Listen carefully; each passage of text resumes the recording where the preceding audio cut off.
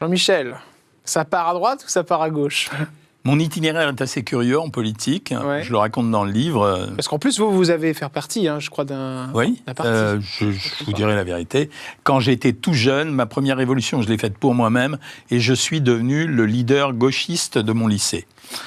J'étais le leader gauchiste, je mettais le lycée en grève, je défilais dans les rues, je faisais des trucs insensés, je distribuais ce qui était Libération à l'époque.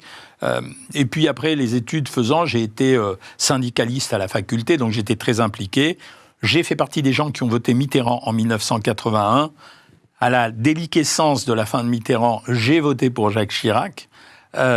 Et ensuite, je me suis retrouvé à voter plus fréquemment à droite qu'à gauche parce que j'avais pas de leader qui m'inspirait. Oui, dépassé un peu. Mais j'avais pas de leader qui m'inspirait. Et sur la dernière élection, je dois dire que le jeunisme, l'enthousiasme, l'élan que portait Macron était très stimulant. On se disait, enfin, tout va changer. Voilà quelqu'un de jeune qui nous change de la politique habituelle. On y va, quoi. Faut foncer, faut aller vers Macron.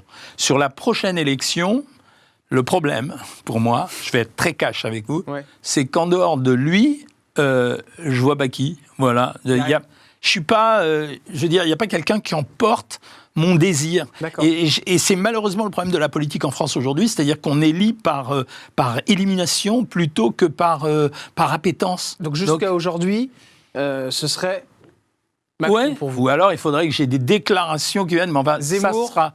même non, pas la peine d'en parler. Franchement, c'est pas possible. Pécresse Pécresse, il y aurait une petite hésitation, mais...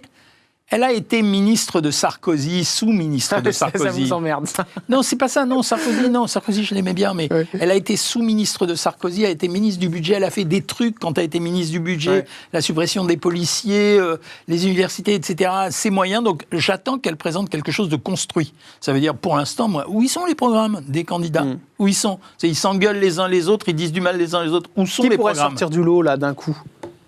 Écoutez, moi j'ai l'impression qu'on se dirige vers un duel traditionnel, Le Pen-Macron, parce que je pense que Pécresse n'est pas suffisamment portée. Déjà, elle a trop de problèmes avec son parti elle-même. Elle n'est pas suffisamment portée. Je connais un peu la politique quand même, donc j'ai quand même une bonne vision des choses. Ça fait partie des discussions que vous avez autour de Morandini Live. Souvent, c'est la politique aussi. Elle n'est pas portée par le parti, si vous voulez. S'il y avait un parti qui fasse un bloc de militants, ça marcherait. Mais là, ils sont en train de se diviser dans tous les sens, donc voilà.